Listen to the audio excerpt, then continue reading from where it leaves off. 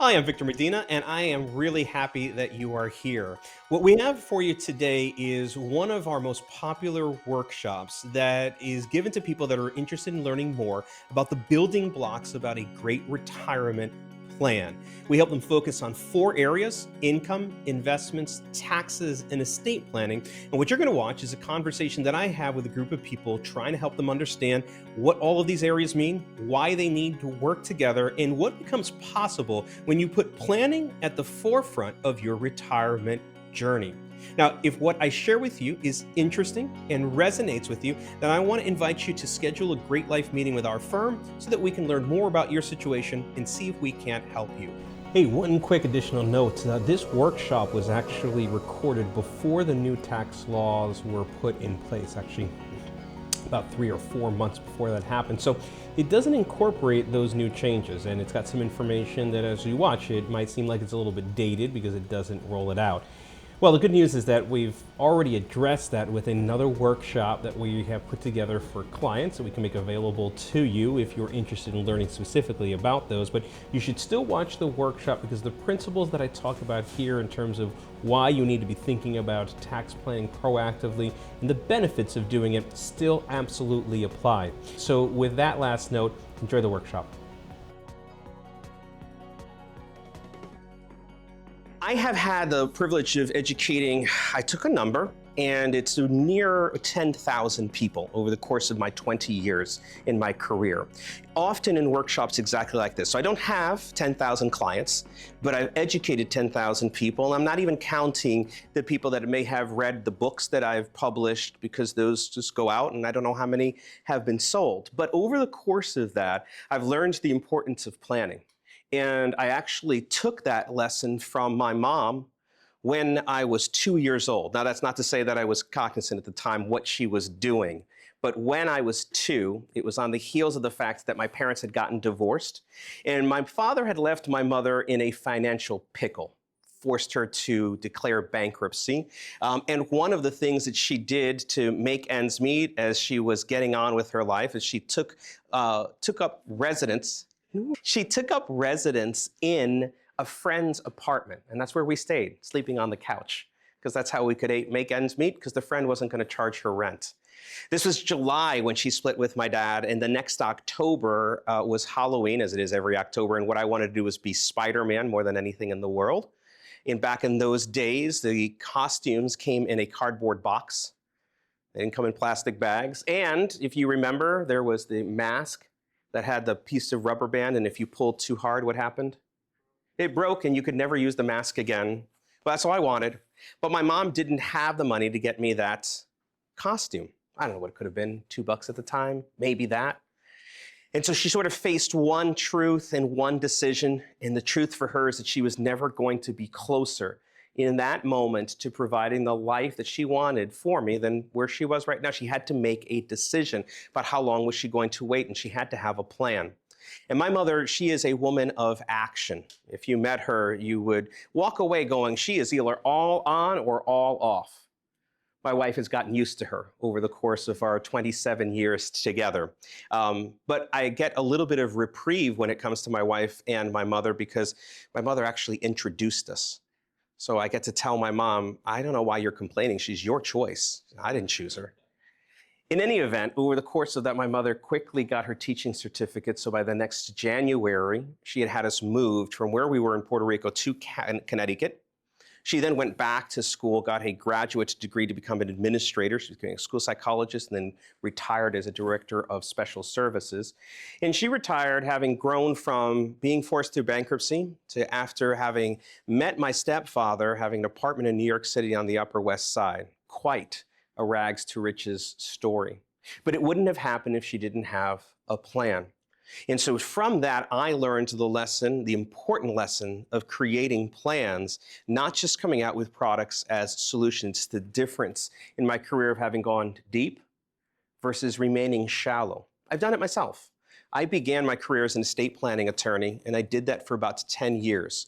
In the course of doing that, I started out just creating estate plans, which is to say, make sure that stuff was okay when you died. But then I quickly graduated to helping people plan for what happened if they got sick later.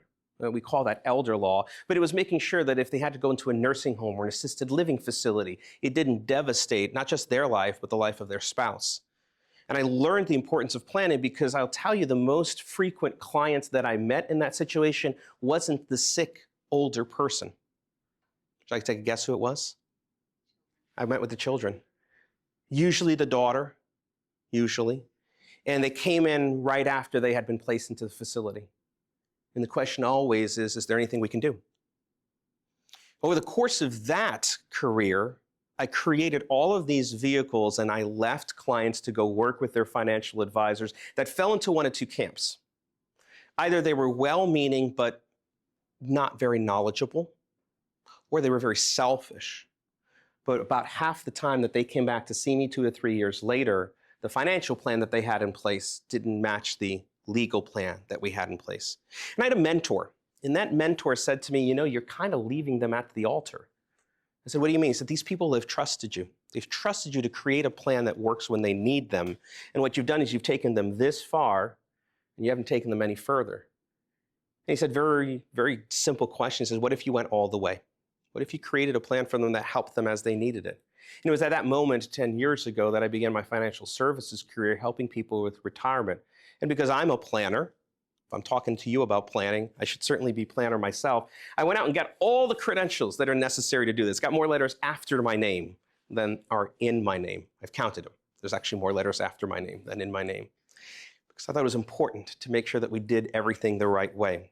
So over the course of today, I'm going to talk to you about planning strategies for retirement that I hope open your eyes to what is possible. I'm going to give you real, concrete information over the course of this. Now, if you don't like the information, you can ask for your money back, okay? Which then leads me to the frank reality that nothing in life is free. So I'm going to ask from you 2 things, and only 2 things over the course of today.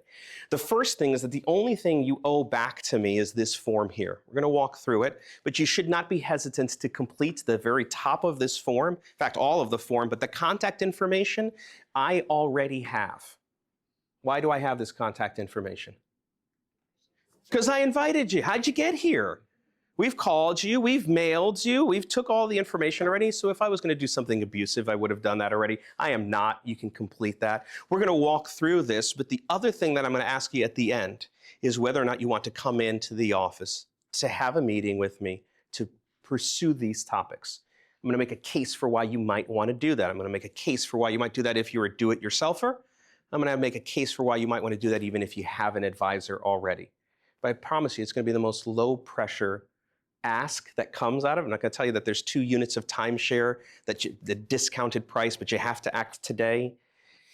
And the meeting itself is a really, really low-key, fun meeting. The other thing that you have is this workbook. And I'm going to encourage you to draw with me in this workbook. This workbook is yours. The sheet is mine. The workbook is yours.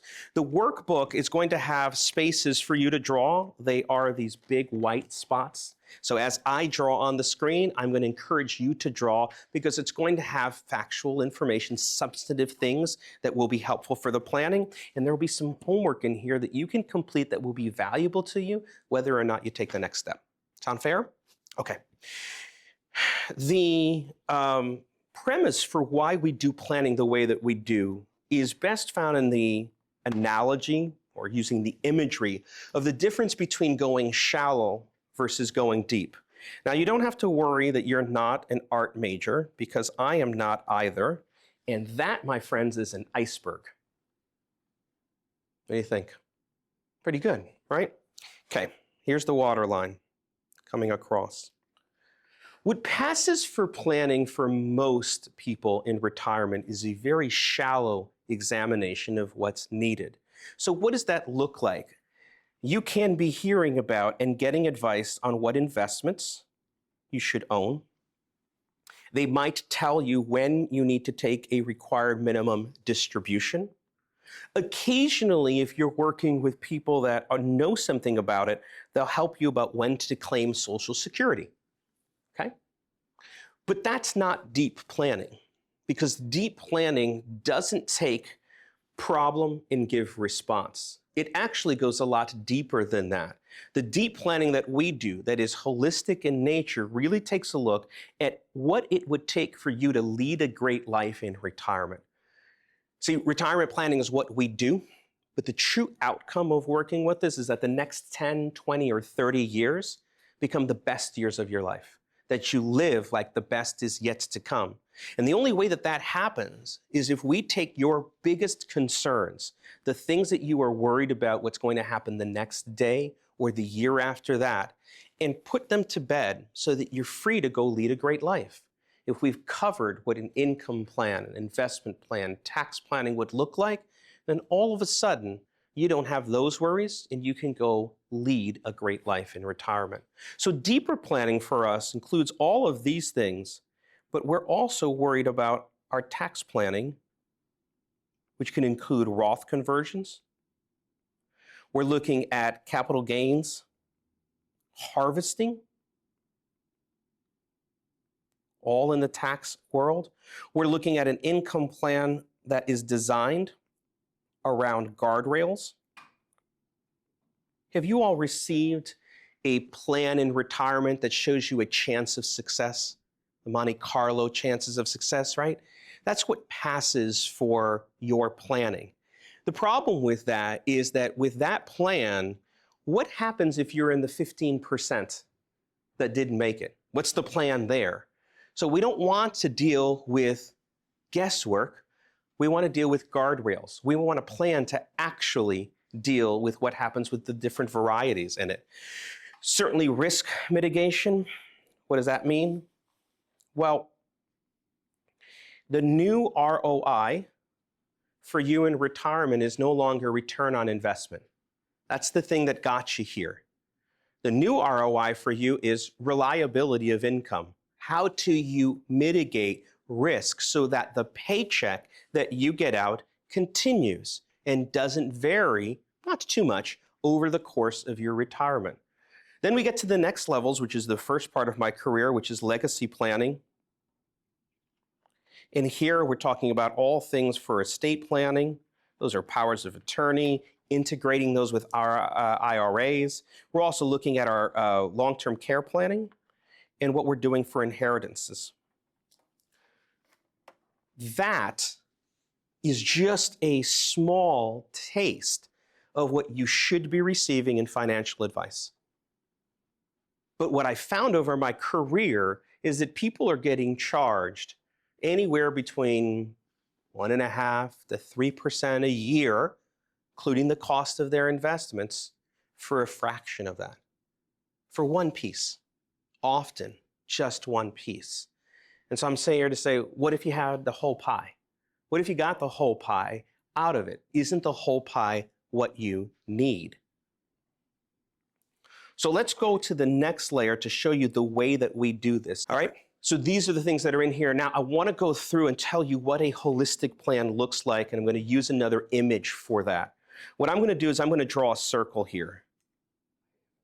And because of the power of the software, it makes it a perfect circle, all right? And I'm going to draw an X in the middle of that circle. Now, the very first thing that you should be concerned with the moment you retire is, where is the next paycheck coming from? Because while you were working, you knew where the next paycheck was coming from. The employer was sending it. As long as you didn't do anything to get yourself fired, you'd get another paycheck again. So our first area here is to devise a plan around income. And this income is the thing that helps you facilitate your life, right? Without any income, you don't have retirement. You have a basket of money, but without generating a paycheck from that, you have no clue. How much can you spend over time? So what are some sources of where that income is going to be that are guaranteed, like from the federal government? We get what? Social Security. Social Security goes into that pile. Now, when's the right time to declare Social Security? We get that question all of the time. And the answer for everybody is just a little bit different. It's not that it depends. There's actually good answers about when to do it, but it is specific to the person. Because what we're looking at when Social Security claims is how much am I claiming in what year? Meaning, like, what is the actual benefit? What happens if I defer it? Am I married or am I single? What is the difference between the two people's income?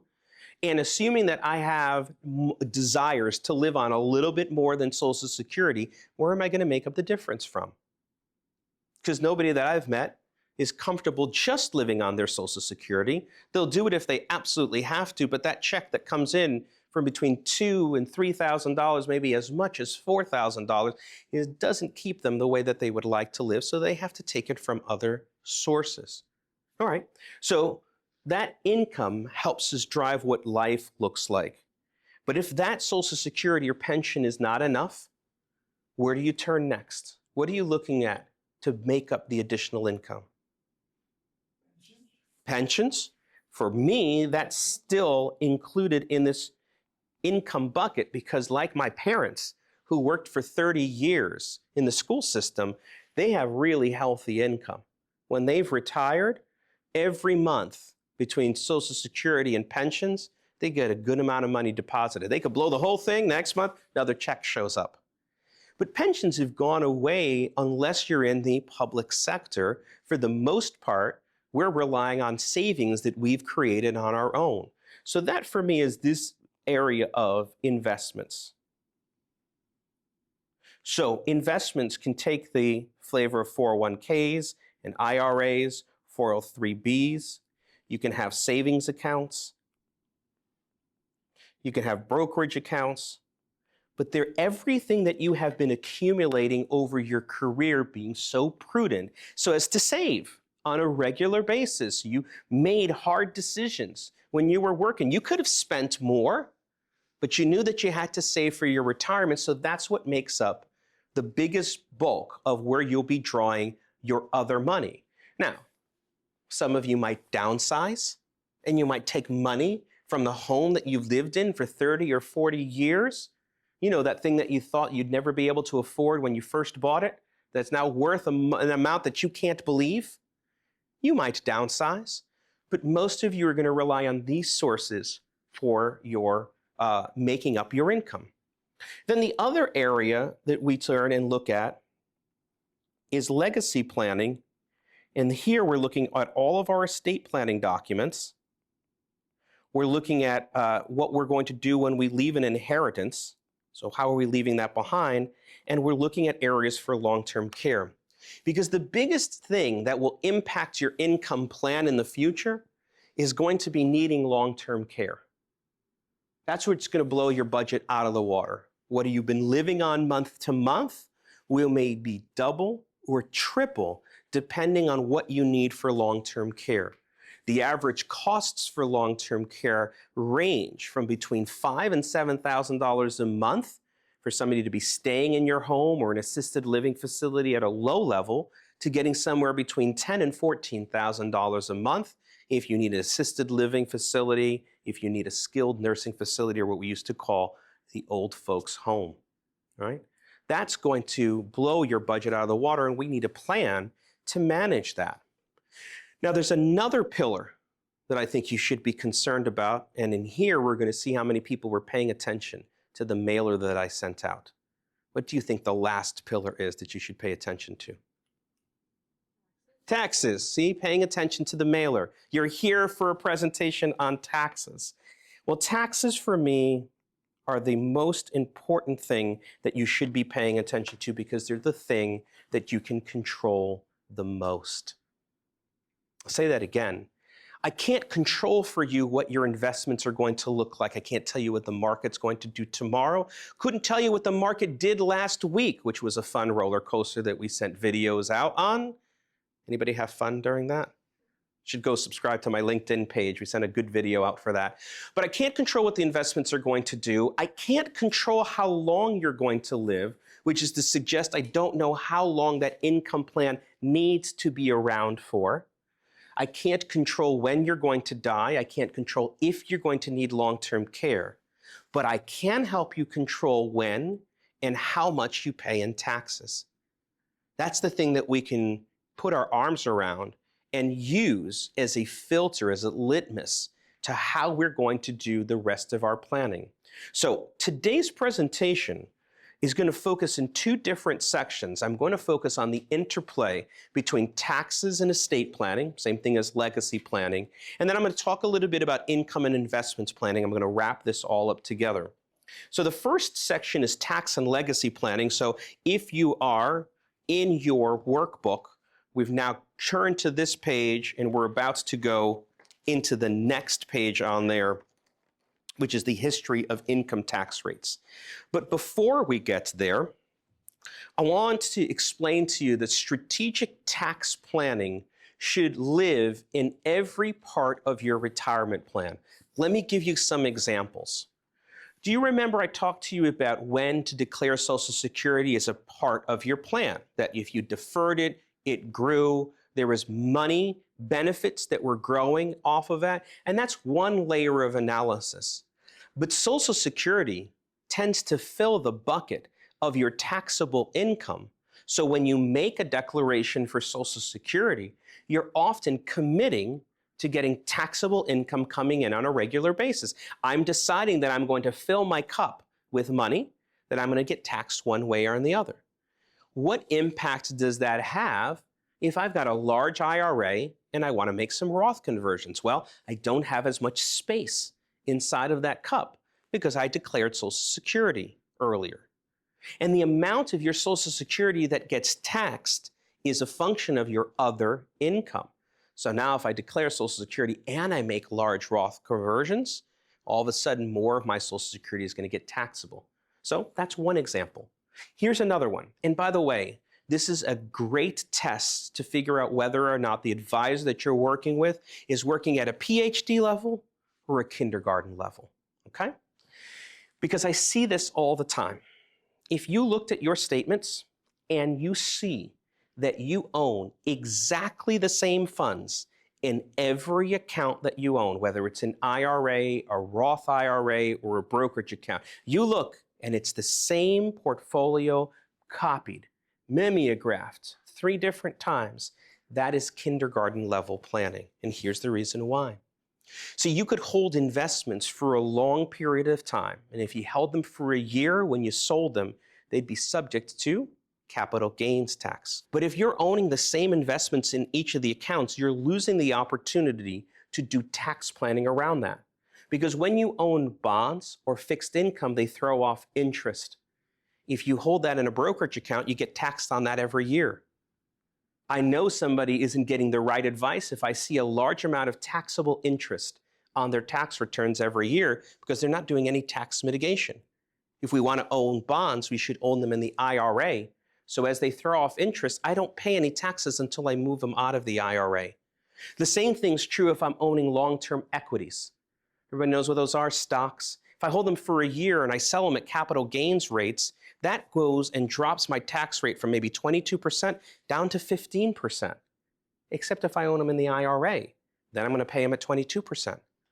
So the people that have money with us don't actually, they have a whole portfolio, but they don't own the same thing in every one of the accounts. What we've done is gotten really kind of like took a little scalpel and we finely tuned what's owned where so that we can maximize what the tax benefit is. Strategic tax planning should live in every part of your retirement plan. That's the point. So let me make the case for why it's important to think about tax planning today.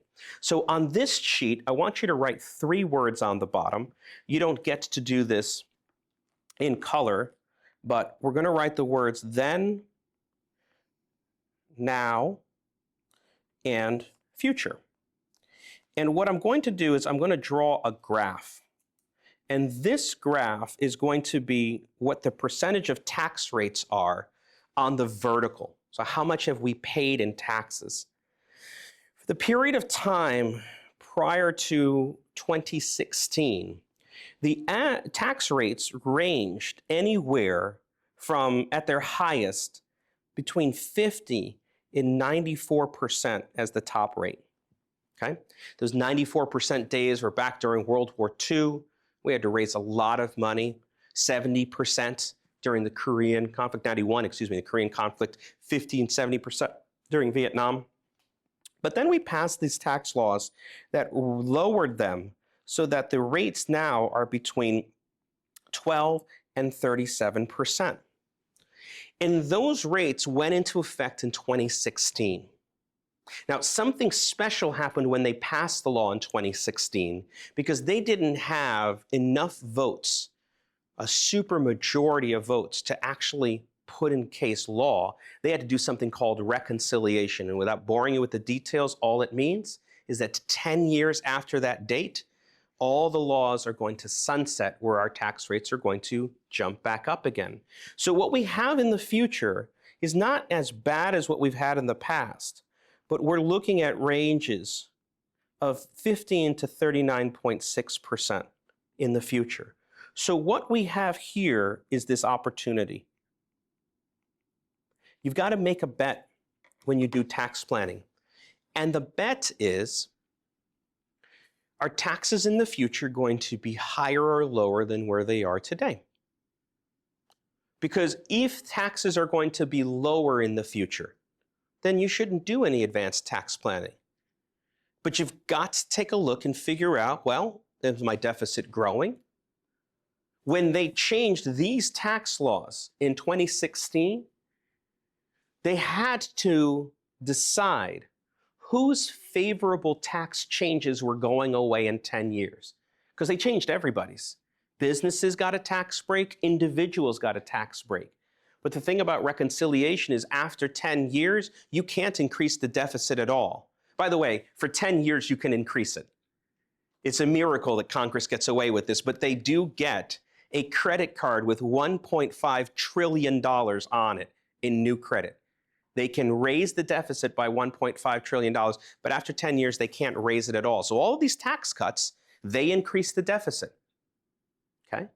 But after 10 years, it had to stop. And they had to stop the tax breaks for one of two different classes. Either they stopped the tax breaks for businesses, or they stopped the tax breaks for individuals. If I'm doing this presentation, who do you think got the short end of the stick? The individuals, you all. I keep getting a break. As a business owner, I get the benefit in 2026 of the prior planning that I had before. But everybody's individual rates are set to go up. And even if this administration does what we expect might happen, parse that sentence out, all they'll do is continue these other ones, as opposed to lower them any further. Do you actually believe that what's coming down the road in the future is something that looks like this, where we're going to get even lower tax rates? We're at 10% down to, I don't know, 30 or something like that, right? That's where you got to figure out where you're planning. So what we've taken the position is that now is the best time. Taxes are on sale. Yeah? You've got a business partner in retirement. It's a family member of yours. It's your uncle. Your what? It's your uncle Sam. And they get to write the operating agreement that shows them how much of your profits they take every year whenever they want, without your approval. You have no say. In fact, we know that this is coming down the road because in the next year, these are set to rise. So what we want to do is we want to think about where our money is and figure out how can we get it in the best possible place from a tax position. We have three different ways that things are taxed. You have things that are taxed now, okay? And that is when you pay taxes on this as you earn it. So if you get a CD and it throws off interest, you pay taxes on that now.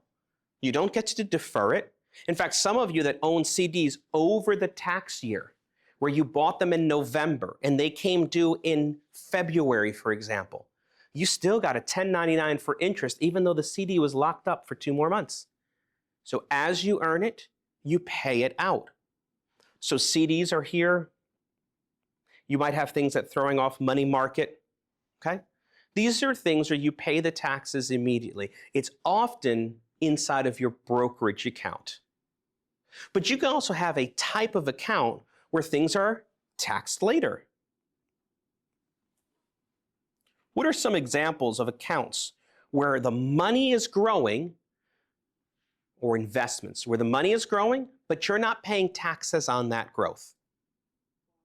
IRA 529. IRA, 529, okay? You can get things on a 529. Hey, will you send me to college? If you have a college fund, I'm ready to go back. I have 3 kids. 2 of them are going to come to college, one of them next year. Okay? You have things with deferred gains. So if you have anything that's got long-term capital gains in it, like if you hold stock, like Apple stock, or Adobe, or Home Depot, and you've held it for years, that's increased in value, but you haven't paid any taxes on that until you what? Well, not retire, but sell it, right? Because you could retire, but then you need to create a paycheck from it, so now I'm going to sell it, okay? And there's another class of things here, and these are annuities. So if you use annuities to grow value, that's tax deferred. Okay. Then the last category of things, and this is my favorite category, are things that are taxed never. So there are 3 different kinds of accounts that once I put money inside of them, no matter how much they grow, no matter when they grow, no matter when I take the money out, I am never taxed on it. It's taxed at 0. So let's see, this is the Princeton area. See if we can figure out all 3 from here. What is one of those that I've already mentioned today? Roth. Roth for IRA accounts, Roth 401k accounts. Roths are my favorite ones.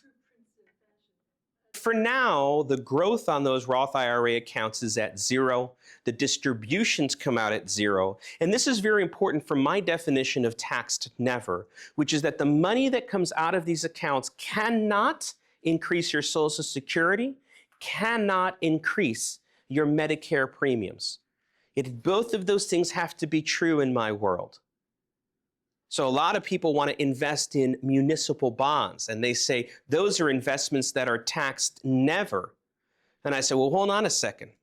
Unless you're only buying bonds in New Jersey when you live in New Jersey, all of my municipal bonds are going to cost state income tax, so I disqualify it there. And all of the interest for my municipal bonds is actually countable to how much of my Social Security is taxed and where my Medicare premiums are going to be 2 years from now. Because they do on it something called modified adjusted gross income, not what's on taxable income. So it's not excludable. So Roth IRA accounts qualify.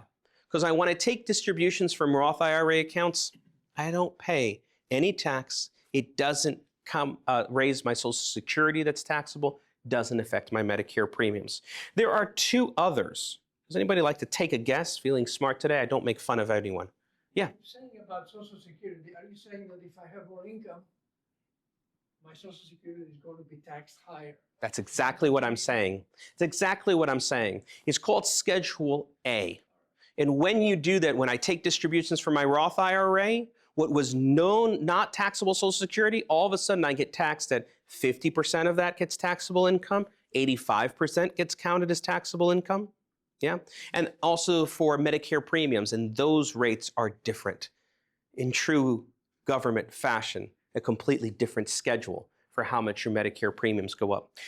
The 2 additional ones here is that you can get life insurance policies, what's known as Section 7702, that when you withdraw money from this cash value, this in fact would be tax-free. So all the growth on that is tax-free. None of that growth is accountable towards your Social Security. And this one is the smallest category off of there, which are health savings accounts. Those are actually the only ones that are truly, truly taxed never.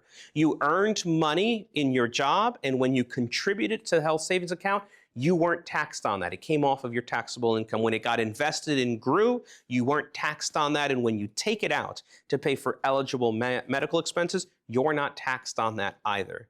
The problem is that your employer needed to sponsor it, and you need to contribute to it while it was there. It's not an account that you can just save into in the same way. So what do we use these for in our planning? Well, those health savings accounts are great accounts to use to pay for Medicare supplements. So we're not be using after-tax dollars. I can withdraw from there. I can use it to pay long-term care insurance premiums. That's an eligible expense. And clearly I can use it for things like my co-pays, my prescriptions, all of these things that are eligible medical expenses. Okay? But you very much can invest it, and people do invest it. Now, what I do when I meet people is I ask them to bring statements over, and when they do, they bring the statements and they give me a view as to about how much money they have in each kinds of these accounts. And so what happens is that when they come over, the majority of their money is inside of an IRA or a 401k, because that's what you were encouraged to do. You're encouraged to save into this because it lowered your taxes in the year that you made the contribution. And then if I ask to see your brokerage accounts, the things that are taxed now as they come in, you give me a statement, and by comparison, it kind of looks like this. And if I ask to see a Roth, you give me, I got one of those too, and it kind of looks like this. Okay? For most people, this is the ratio and configuration of their accounts. And so one of the things that I want to encourage you to do is, if you look on page 5, this is the piece of homework for you that will be extremely valuable, which is I want you to list your accounts and give rough totals so that you can figure out how much money do you have in each one of these buckets. Because if all you did, this is the last prop, I promise, is just equalize them so that you have the same amount of money in each of the accounts, then when you need to use this money, we have options for where I'm going to draw it from.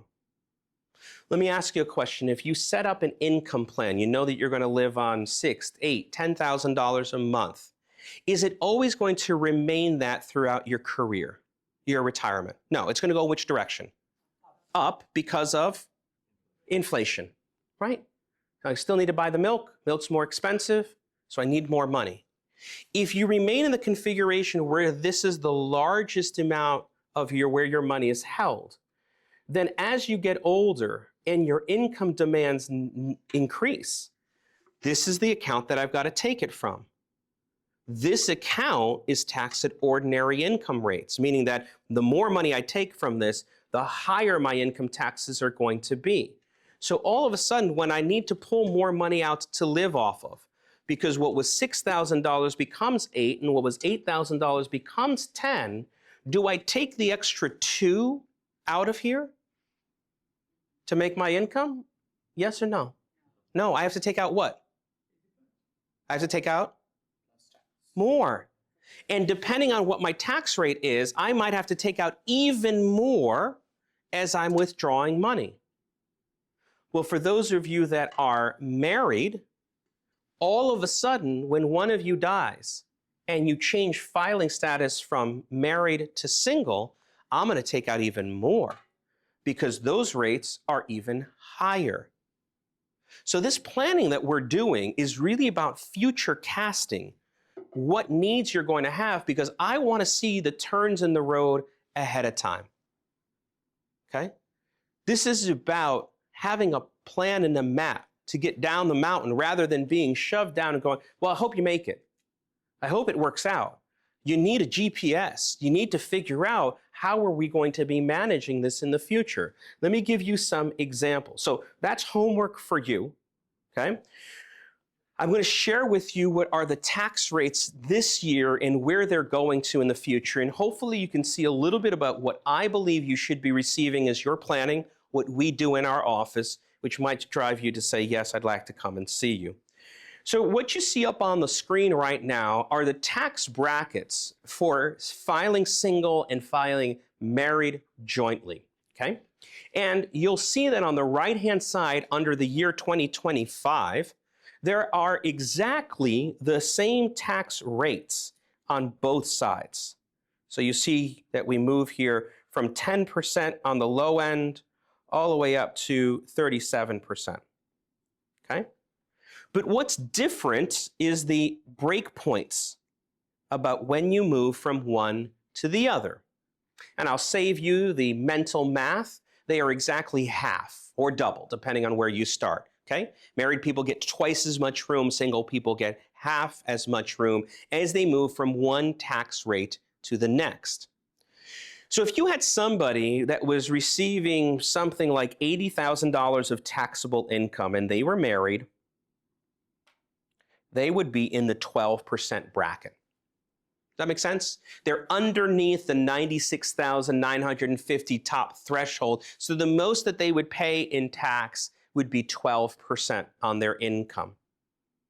All of a sudden, if one person dies and they're still receiving $80,000 of income, now what you get is $32,000 being taxed at 22%. Or if I do that math for you quickly, an extra $3,200 paid to the federal government for nothing different than checking the box on their form that says single instead of married. Now, when I do this, sometimes I get a particularly spirited class member that says, but the income's not the same when one spouse dies. I've lost one of the Social Security. I said, I got you, not a problem. Watch my standard deduction get cut in half. All of a sudden, I have $15,000 less room off of that. And it's actually $1,200 more than that. I have $15,000 less room that is more included in those taxes when I change that filing status. And that difference, that breakpoint between 12 and 22%, that's 10 cents on the dollar. That's how I could do that math that quickly and tell you that there's a $3,200 additional check being sent to the federal government for federal taxes. This is the kind of landmine that I want to help avoid, because the opposite is true. If I have room in a bracket, this room is a planning opportunity. I don't know what your situation is. That's what you come in to figure out. You can do the math on your own. But if you had that $80,000 a year couple over there, when they're married filing jointly, both of them are alive, they have here a $16,950 planning opportunity. Everyone see how I arrived at that? I took $80,000 and I subtracted it from 96,950. That is like space in the glass. I got a glass where everything in there is going to get taxed at 12%. And I have a choice. Do I leave that space empty this year or do I fill it? Because 12% is a pretty low tax rate. In fact, I can illustrate that when one of you dies in a married couple, you'll never see that tax rate again. So don't we think we should liberate this money, pay out our partner in retirement, buy them out at 12% to never see them again, and move that money from this bucket, which is my traditional IRA, into my taxed never bucket, which is my Roth IRA. Now, even if you're already single and you've been ignoring me for the last 10 minutes, let me talk to you about the tax rate increases that are coming. Because the sunsetting of these tax rates, which is going to happen automatically, meaning there isn't a current politician in office that has to answer for why taxes are going up. It was a decision made by somebody 10 years ago. You'll go to sleep December 31st, 2025. You'll wake up January 1st, 2026, and the tax rates will simply be higher.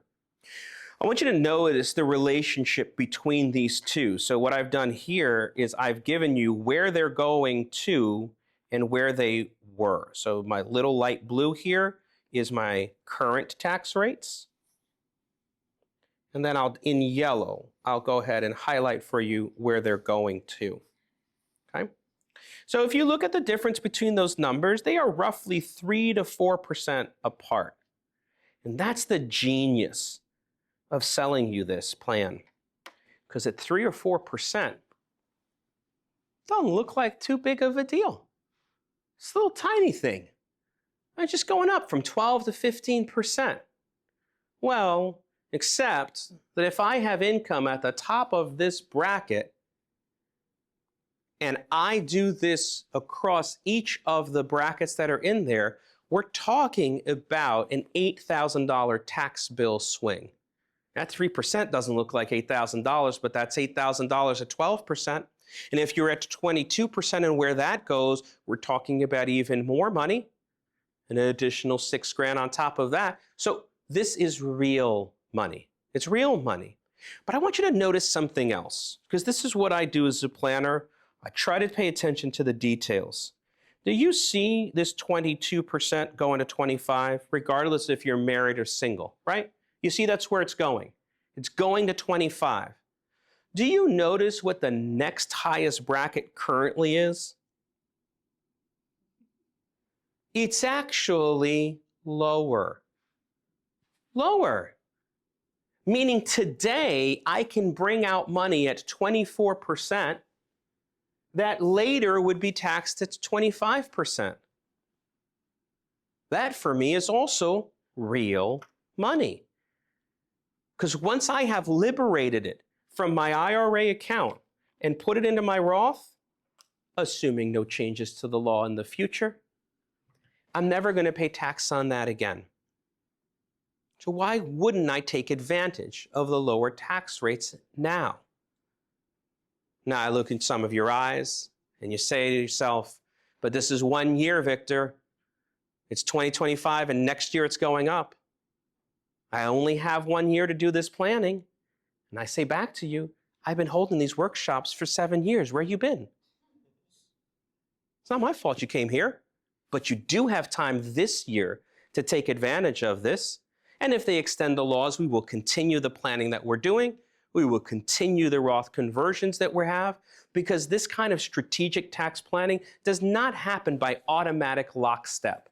You don't put one plan in place and just keep working at it as though nothing changes in the world. I'll tell you a quick story. So I like to fancy myself as a pretty good communicator. I do these workshops. I've taught 10,000 people. So you think maybe I've got some skill in this area, except when it comes to talking with my father. I talked to my father about making Roth conversions, and I began the conversation in January. This was 4 years ago. Okay? Would you like to venture a guess about when I finally got him to agree to making Roth conversions? I'm a very good communicator now. Well, I wish it was that long, but no, it was November of that year. It took me to Thanksgiving. It took me 11 months to get them convinced. But by the time they got him convinced, he said to me, why don't I just convert it all? Why don't I just convert it all? You show me the math. And I said, because for you, the world's a little bit different. You've never had a Roth IRA account. So you opening one is going to make it so that it has to wait 5 years before you can access that money. So that's problematic, because there is a penalty if you withdraw it early, and you might need some of this money. So we're going to look at doing this in 5 equal transfers. Now, I'll tell you, my planning, my advice giving has gotten better in the years, because for every client that comes in, we automatically open up a Roth IRA account, even if we convert $100. Because that 5-year look back is from the time that you first ever opened one. So here's another litmus test for whether or not your advisor is a planner or a product salesperson. Did they open up a Roth IRA for you the moment that you came on board and convert even the smallest amount of money to get the clock started? Because that's what we do. Because that's the way it should be done, right?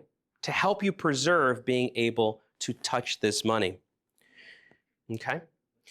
Now, there was a tax law change in 2020 and then another update in 2022, which they call the Secure Act. And because the government's very original with their naming conventions, they called it the Secure Act 2.0. But they were major changes to your IRAs in the way that they were going to be taxed and how they can be left behind. So this is that part of legacy planning, because I want you to be thinking about the fact of how you're going to leave money to the next generation.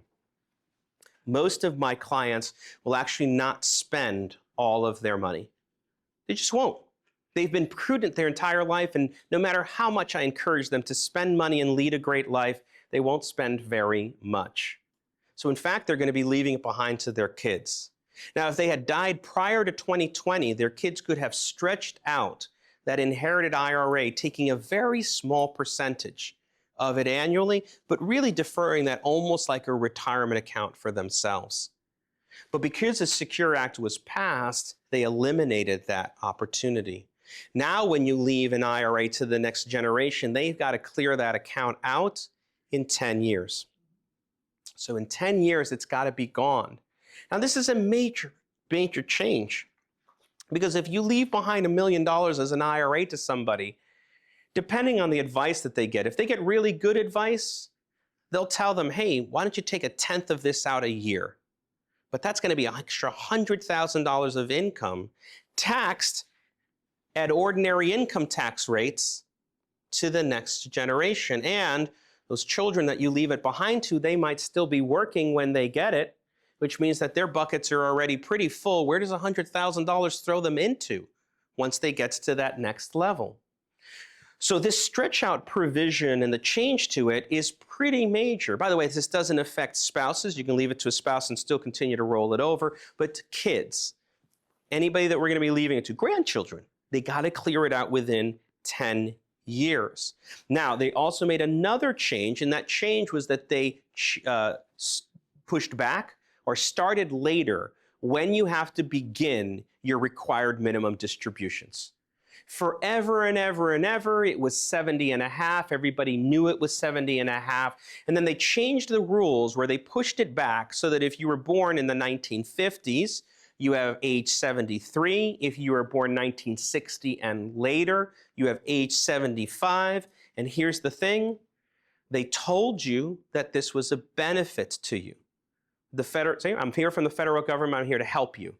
And what they said was, by deferring this, we're saving you on taxes. These are 5 extra years that you don't have to pay taxes because you don't have to take a required minimum distribution. Well, what do you hope is happening in this IRA account? It's growing. It's growing. You're going to keep it invested. So does that mean that this balance is going to be bigger or smaller 5 years later? Hopefully. Bigger? Well, how are RMDs calculated? You take a percentage of what's in the account. So all of a sudden, if I still have to take 4% out, who's making out with getting more money? The government. Because I'm going to end up owing more in taxes because as I take 4% of a bigger number, I'm going to push myself into a higher bracket. Okay. The changes for this Secure Act means 2 things for our planning, specifically legacy planning. The one is the deferral of the RMDs is actually a planning opportunity. Because if you're not forced to take that out, I have the opportunity to make Roth conversions with that money. I can't make Roth conversions with RMDs. Your RMDs have to go into your brokerage account. They can't ever go into your Roth. But if I get 5 years before I'm forced to take it out, all of a sudden, even if my account is smaller, I want you to think about like a spring. If my account is smaller and I take those funds and I convert them into the Roth, when they grow bigger in the tax-free bucket. Make sense? Yeah. So it helps me when I have this extra time. It even helps me in down markets to be able to use this Roth conversion strategy. The second thing is that the 10-year sort of life inherited IRA rules, they are also tax planning opportunities because I have a choice. I can leave behind a traditional IRA and have that money end up being taxed over those 10 years, or I could leave them a Roth. Now, here's a trick question. Is a Roth IRA that's inherited required to get paid out over 10 years? Yes or no? It's okay, I won't make fun of you. No. I told you it was a trick question. The answer is yes. But here's the difference. For 10 years, it grows tax-free. So what's the planning strategy when I leave the Roth IRA to the kids?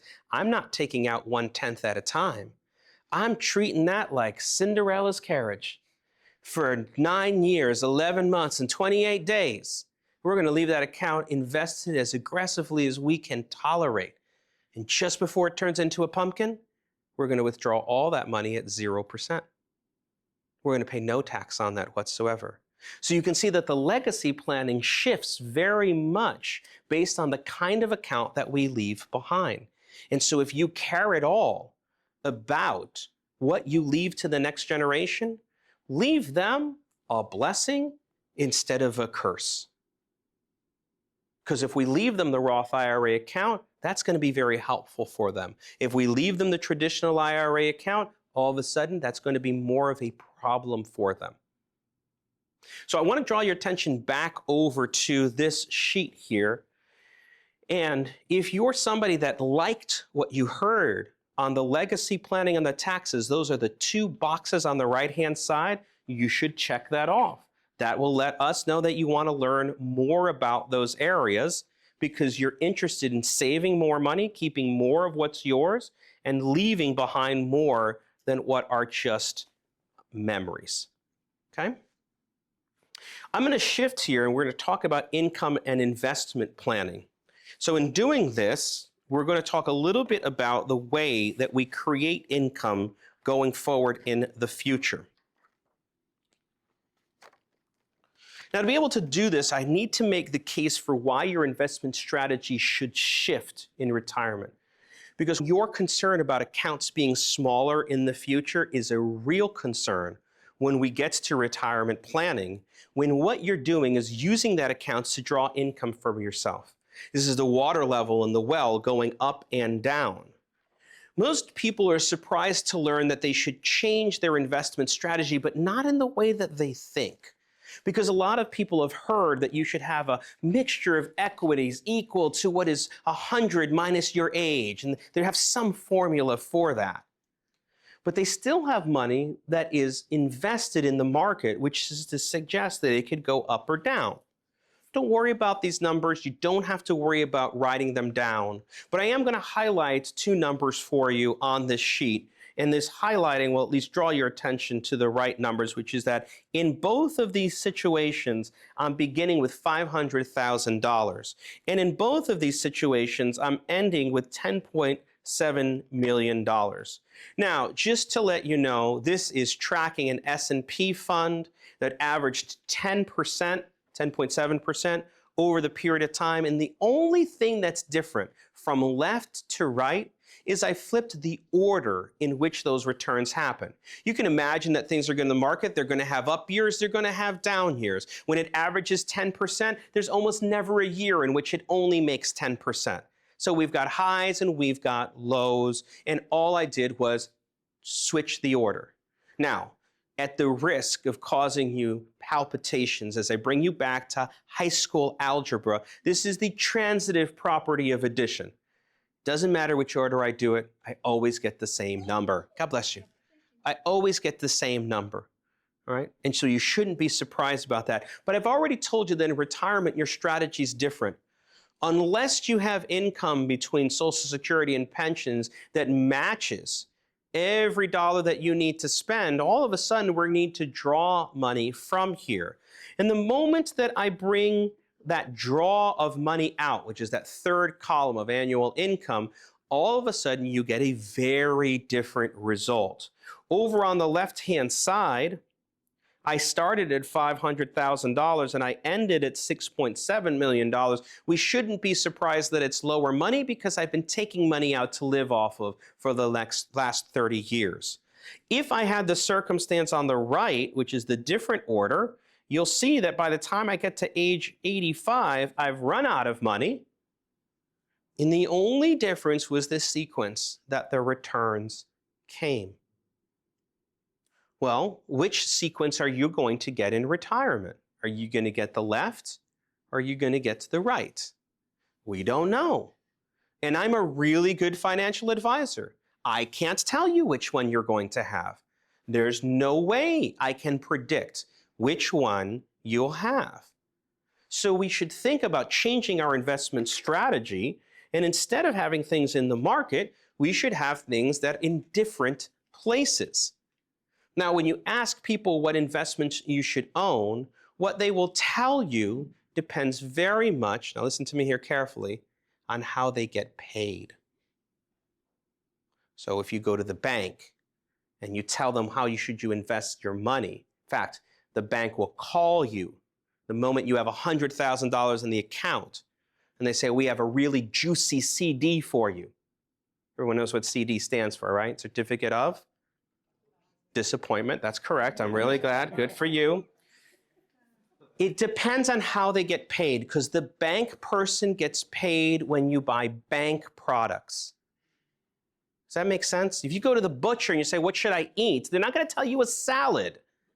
You say, here's lamb chops or a steak or a pork chop, because that's how they get paid.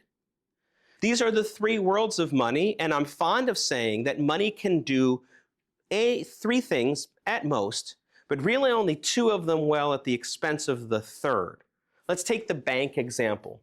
If I want my money to be safe, that is to say, I want it to never lose value, and I want it to be liquid, that means I can take it out whenever I want, no restrictions on it, the bank is a great place for that money. My checking account, my savings account, my money markets account, they are fantastic. They will never lose money. In fact, they're insured up to $250,000 per account per bank. Great deal, super safe, and super liquid. They actually give me a checkbook or sometimes a card. I can spend it whenever I want. But do I expect my bank account to grow? No.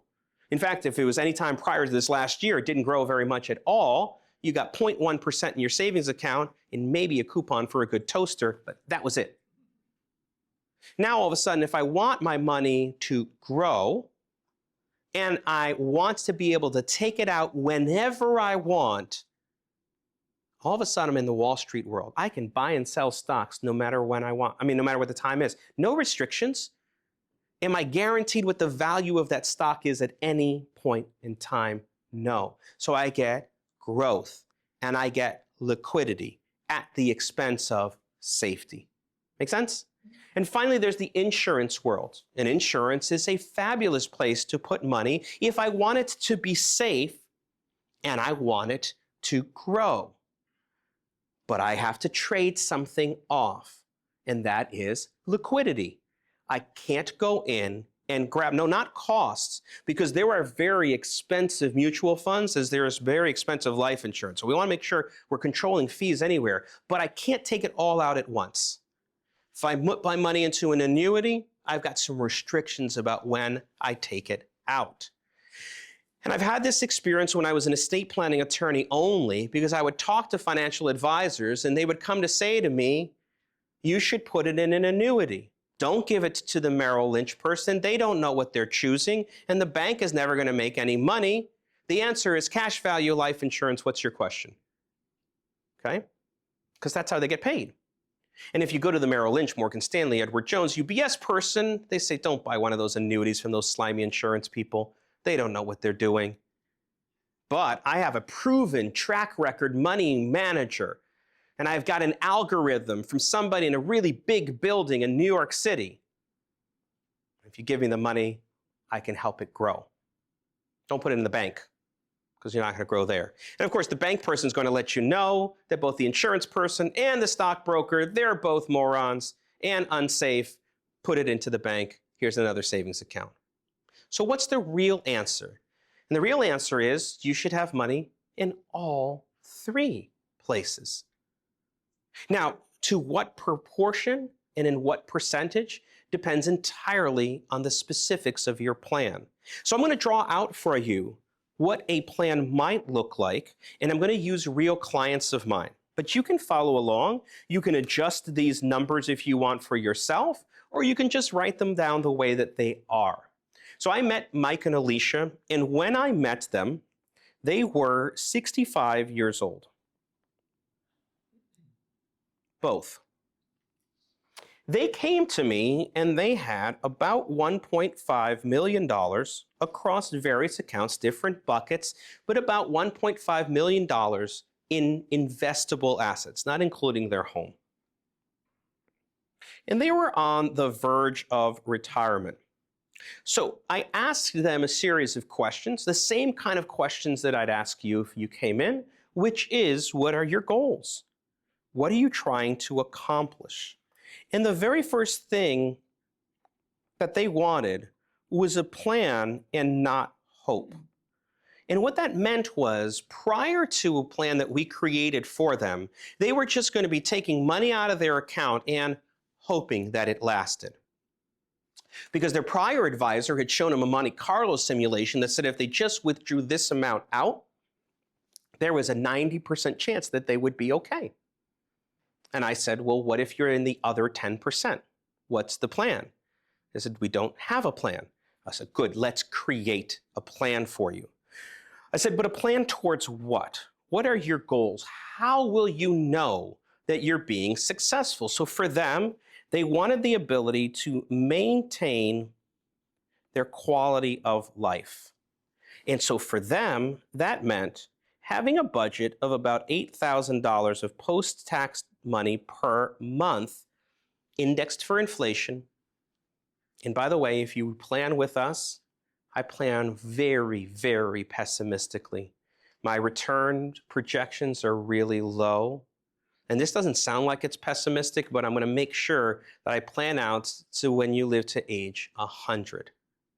The reason for that is that I've promised my wife that none of my clients are coming to live in our spare bedroom because they ran out of money. So that's a protective measure for me. So we're going to take $8,000. We're going to index it for inflation at 3.5%, which is 1 point higher than the normal average inflation. We're going to show our returns as being lower, but we're going to create $8,000 a month for them. And I said, but there's something more. I told you that we go deep in our planning. And I said, for this to be successful, you have to lead a great life. Just being okay is not enough. What is a great life for you? And for them, they wanted to be able to travel with the family. And specifically, what they wanted to be able to do was take the family out for one major trip where they paid for everybody. And for that, it was going to cost them about $20,000 a year to do it. That's how much they wanted to budget. So we put that in our great life spend. So you'll see this in our planning. Our great life spend is the amount that we've allocated to make sure that you look back and you think this is a fantastic retirement. I've lived like the best is yet to come. Now, we did some due diligence and asked them about what their Social Security benefits were going to look like. And although this wasn't exactly the number, it's close enough for sake of our discussion here, which is that by the time they claimed they were going to be getting about $5,000 per month, right? Different numbers for them. They had different earning, but when they claimed we would be able to generate about $5,000 a month. Now, there was different timing for them because as you imagine, as they were, you don't have to draw this out, I'm going to erase in a second, as they were looking at their fixed income over time, it was going to rise. They might have had one person declare Social Security here, the next person declare Social Security here, their RMDs start over here. Does that make sense? Over time, it was going to be staggered. But what we needed to do was figure out how to make a gap, how to control for the gap. So the first thing that we did in creating this plan is I said, I need you to sleep well every night. I mean that if the news comes out and tells you that the entire economy is in the toilet, that the stock market has gone down because tariffs have been announced and everybody loses their mind, I need you not to lose your mind. I need you to understand that your today money is not there. So you don't care. How much would it take for that to happen?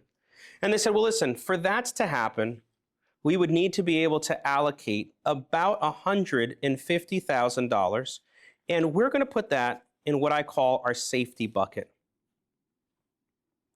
So our safety bucket was an account or a series of investments that would never lose value because they needed to be able to look at that news and ignore it. Right? Didn't matter what life had. They needed a new roof, they had it covered. Needed to buy a house, they got it covered. If they needed to be able to have a rainy day fund, this was there. So what investments do you think that we considered for them? No wrong answers here. What would you put your money in if you have a safety bucket? Money market? CDs? Banks? Yep, absolutely, right? So people had them in those safety accounts, and those are the kinds of investment strategies that were practical for them. The next thing that we needed to be able to do was create their income bucket.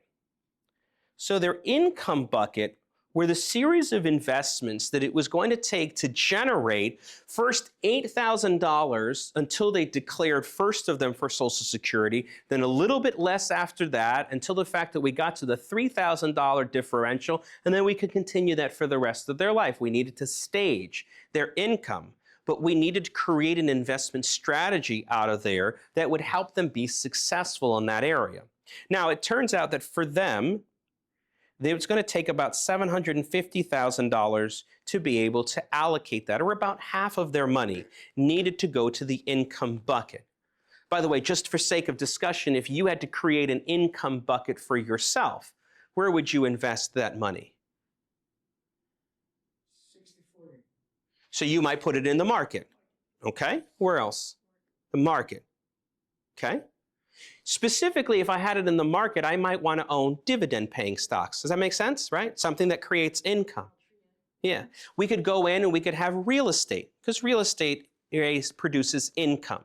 I could purchase an annuity. That's going to produce income, right? I could have bonds. That might produce income. But what I wanted to be able to do is get something reliable. What I couldn't risk here was that right-hand section that when the market tanked, I ran out of money at 85. Does that make sense? I might not have agreed with 60/40 because my goal for them was to make sure that they made it to age 100, and I couldn't put something up to chance. I couldn't let last week happen. I couldn't let a prolonged period of recession affect their plan. Does that make sense? I could not do that. That's not my responsibility. My responsibility is to get them to success. And sometimes that means putting in a strategy that from the outside looks to be less lucrative. Oh, here, I'm going to say it. If you came and you worked with us, you are going to leave less money to your kids because I'm not going to swing for the fences. I'm not here for your kids. Does that make sense? I'm here for you to be successful. Now, if we have money that you're not going to spend, like in the case over here, where when I added these two amounts, I came up with $900,000, which meant that there was $600,000 available for my growth bucket. Here, I can swing for the fences. This I can put in the market. Does that make sense? This I can grow. You want to buy Bitcoin with this? I'm not going to be very happy about it, but you can go for it. Because if you lost every dollar in there, what are you still going to be able to do? You have a great life because you had income, you had your safety account.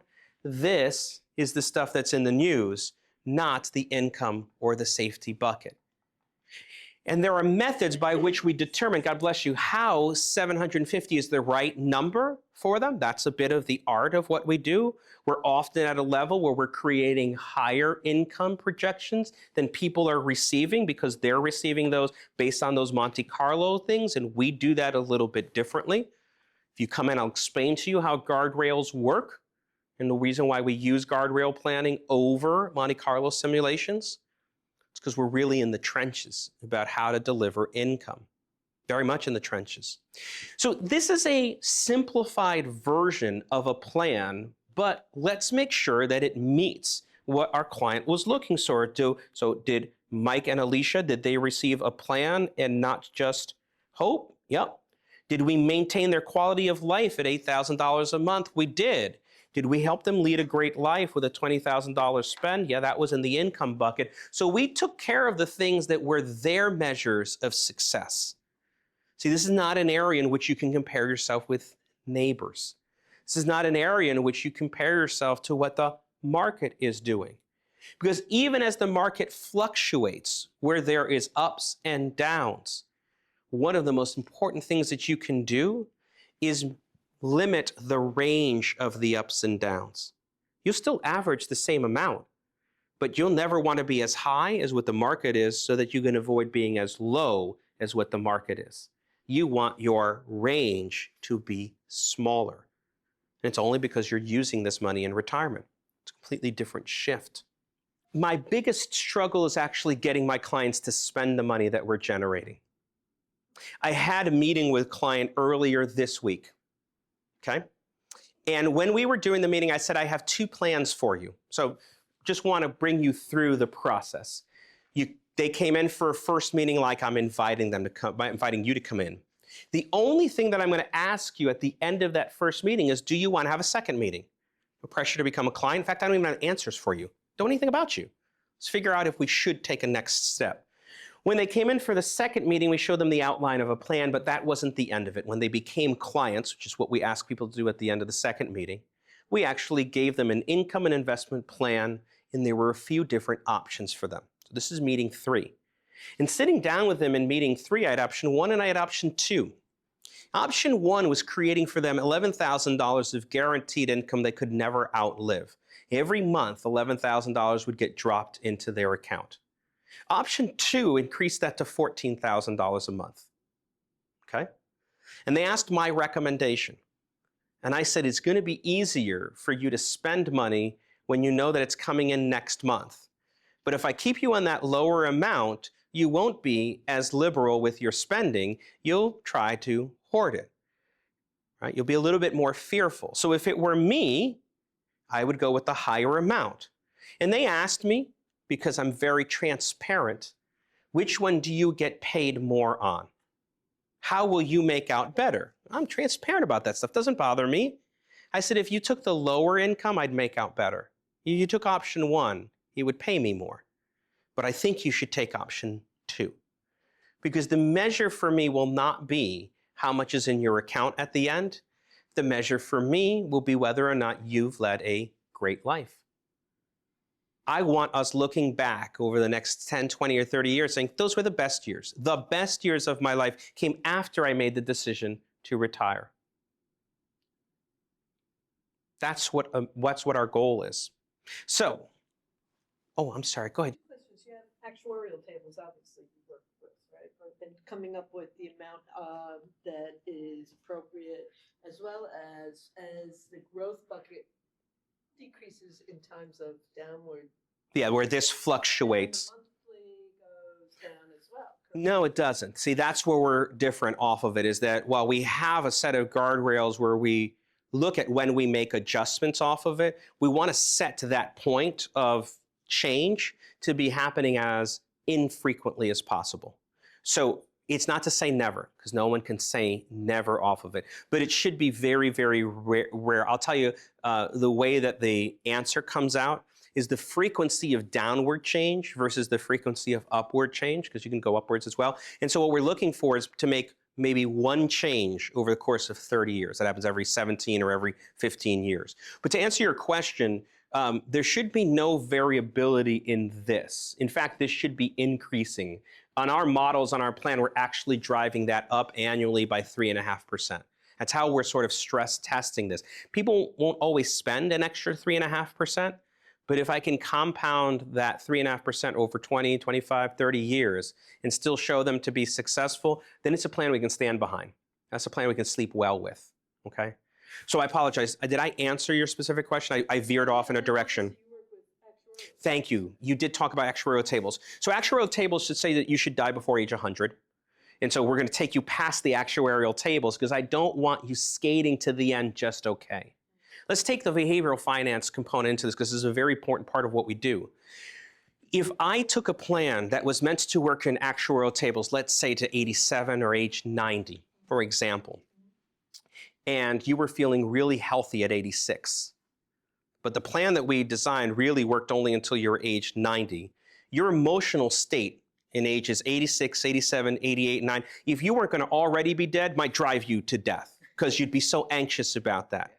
So what I want to be able to do is to eliminate that level of concern that says I could live forever, I could live well past the actuarial tables and still make it okay. And I'll tell you that's been an evolution because when I first got started, I probably looked at planning at age 90, quickly moved to 95. I had a mentor of mine says, you know, your clients don't want to die at age 90. Or we moved it to age 95 and felt more comfortable recently taking everything to 100, right? For every client that's in there, the second spouse, the youngest spouse, to the extent that there's an age differential. So that's how that I would do the planning, is I would go ahead and I would take it to an almost ridiculous age where like, I don't even know what I would be feeling at that point in time. Like, I don't know if I want to live that long. That seems miserable to me. It's like, okay, we're still going to plan to that case because I don't want that you roll up that dice and you're there at age 99. I have a client that's 99 right now. She doesn't drive any longer, hasn't driven for the last 3 years, but she wants to. Very much wants to. Used to drive all the way down to Florida, up to age 94. I'd said, please tell me when you're going so I'm not on the road. What I want to point your attention to is at the bottom of the worksheet here on page 9 is you have an opportunity for you to just sketch out what your plan would look like and what investments you might choose, how much money would be appropriate for your safety, income, and growth bucket. But if that's not something that you want to do for yourself, now you can get back to this form that we have over here, indicate that you're interested in income investment planning. Maybe you're somebody that wants to have it all of the above, that you want to build a plan that connects all the dots for income investments, legacy, and taxes, where you can live a retirement you can live like the best is yet to come. And if that's the case, then I encourage you to complete that bottom portion that says my biggest concern in retirement is, and yes, I'd like to schedule a meeting. We do them Tuesday, Wednesday, and Thursday, and you tell us whether or not you want the morning or the afternoon. And what will happen is that Katie, who you've already spoken with, will give you a call. We'll figure out a place to put you on the calendar. And as I said to you before, that first meeting is just one where we're going to have a chat. You can bring your statements. You cannot bring your statements. If we decide at the end of that meeting that we want to have a second meeting, that's the only thing that I'll ask you, should we have a second meeting? We'll arrive at that connected together, right? Because I'm going to be interviewing you as much as you're interviewing us. But we're there, it says, hey, listen, does this make sense for us to have a second meeting? At that point in time, we'll tell you what those next steps are, which include giving us the information that we need to be able to create a plan that's tailored to you. And then we'll take things from there. If at the end of that second meeting, you want to work together, if you want a relationship, if that's the kind of planning that you want, and you say yes, then we start going and you become a client, okay? Really, really low pressure. Super low pressure. The only thing that I wanted to leave you with is this idea. I'll come back to the story around my mom, and you'll see a little bit about where the passion for what I do in planning. So pardon me for yanking on a little bit of the emotional strings, but what I didn't tell you is that my mom is currently diagnosed with terminal lung cancer. She received that diagnosis in 2018.